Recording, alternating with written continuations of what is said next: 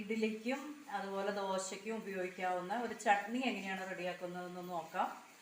ചട്നി ഉണ്ടാക്കുന്നതിന് വേണ്ടി തേങ്ങ, ഉപ്പ്, പച്ചമുളക്, ഇതിന് നമ്മൾ പൊട്ടുകടല എന്നാണ് പറയുന്നത്. നിങ്ങൾ എന്താണ് പറയുന്നതെന്ന് എനിക്കറിയില്ല.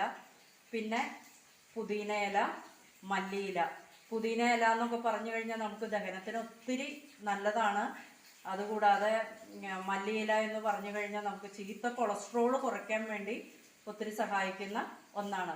പിന്നെ അതിൻ്റെ കൂടെ നമുക്ക് തൈര്, നല്ല കട്ട തൈരായിരിക്കണം, പുളിക്കാത്ത നല്ല കട്ട തൈര്.